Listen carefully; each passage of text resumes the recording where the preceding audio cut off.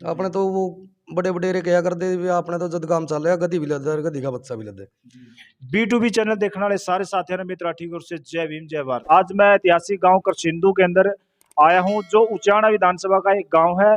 और आप मेरे साथ देख सको हो, उचाना विधानसभा के जो हल्का अध्यक्ष है राजेश जी, गांव करसिंधु से, वो हमारे साथ मौजूद है। आज उनसे पार्टी को लेकर कुछ से सवाल जवाब करेंगे।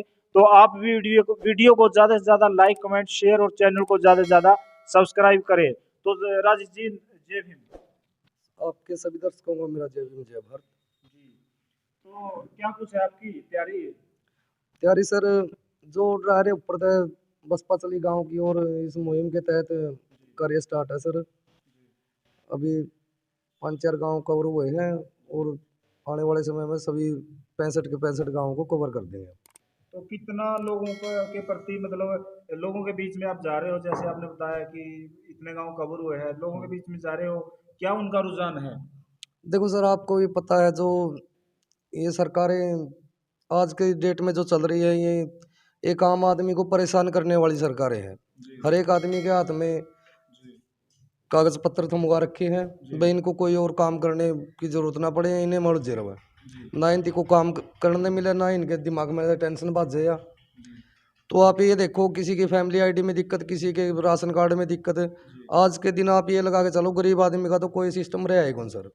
ये नए नए प्रोग्राम ले आवा है, जिनके लिए आप पहले से कोई तैयारी नहीं होती इनकी, बाद में ये करेक्शन करवाते फिर इसमें आम आदमी परेशान रहो है।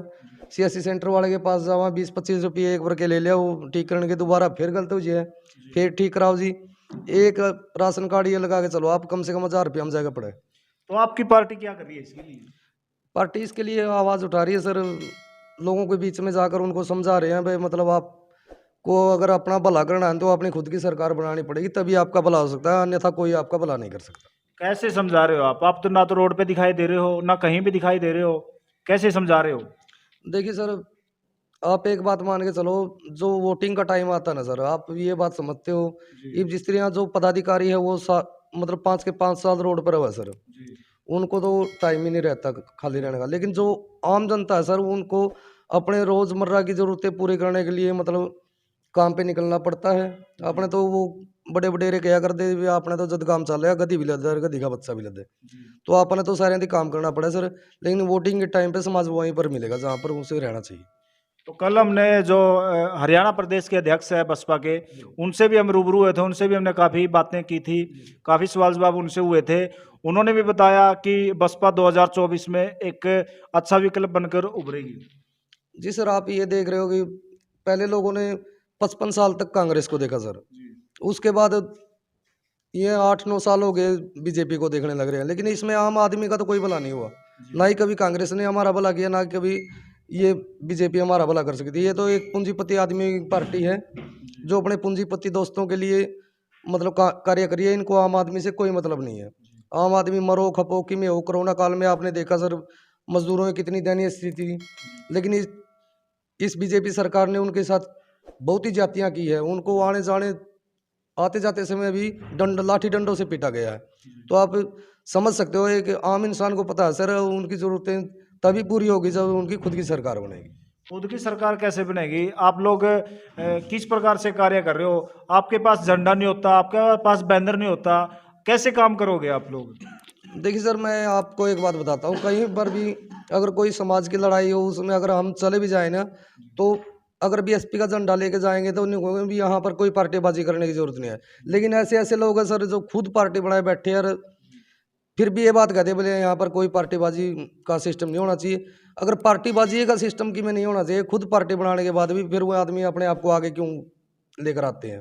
तो आज बहुजन समाज के नाम से अनेकों संगठन बने हुए हैं और बीएसपी इससे लगातार कमजोर हो रही है। एक समय में देखा जाए तो 17% वोट प्रतिशत था हरियाणा के अंदर, और आज जो घटकर मतलब 4.5% वोट रह गया। तो उसके पीछे क्या कारण समझो? क्या नेता लोग सही से काम नहीं कर रहे हैं, या लोगों को समझ नहीं आ रही है? देखिए सर, मैं आपको एक बात बताना चाहता हूँ कि बाबा साहब ने भी एक बात कही थी, बोले मुझे मेरे समाज के पढ़े लिखे लोगों ने धोखा दिया। जी लेकिन उन्होंने गलत नहीं किया था सर, वो चीज़ें आज हम देख फेस कर रहे हैं उन चीज़ों को, क्योंकि जो पढ़ा लिखा वो जो है नहीं, वो अपने आप को ही सब कुछ मानने लगता है। आप ये देखो, यूपी में जब बहन जी की पूर्ण बहुमत की सरकार आई 2007 में, बहन जी ने अपने समाज के लिए, अब सर्व समाज के लिए कार्य किया।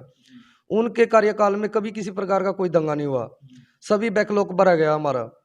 जो उस टाइम पे जिनके घर पे खाने के दाने भी नहीं थे, उनको भी 2-2 3-3 किले देकर उनको अपने ऊपर आश्रित होने के लिए मतलब ये बना दिया, भाई तुम अपने पैरों पर खड़े हो सकते हो। जिस टाइम पर उनके खाने के दाने भी कौन थे, बहन जी थी, उनकी आगे बढ़ने का मौका दिया। आज वही लोग बहन जी की टांग खींचने पर लगे हुए हैं। तो समाज तो तरक्की पर चल रहा है सर। जिस तरह पहले हजारों साल पहले हमारे समाज को जातियों बांटा गया, उसी प्रकार आज के दिन संगठनों में बांटकर हमारी जो राष्ट्रीय पार्टी है उसको कमजोर करने की कोशिश की जाती है। और ये समाज के कुछ चुनिंदा लोग हैं जो अपने फायदे के लिए समाज को गर्त में ले जाने का कार्य कर रहे हैं। उनको समझ जाना चाहिए कि आज अगर इकट्ठा नहीं होने, आने वाले समय में तुम्हारी पीढ़ियां गुलाम बन के रहेगी। तो आपके उचाना विधानसभा में कितने गांव आते हैं? 65 गाँव है सर हमारे गाँव। 65 गांव आते हैं। तो किस प्रकार से आप आगे कार्य करोगे, क्या रणनीति है 2024 के लिए?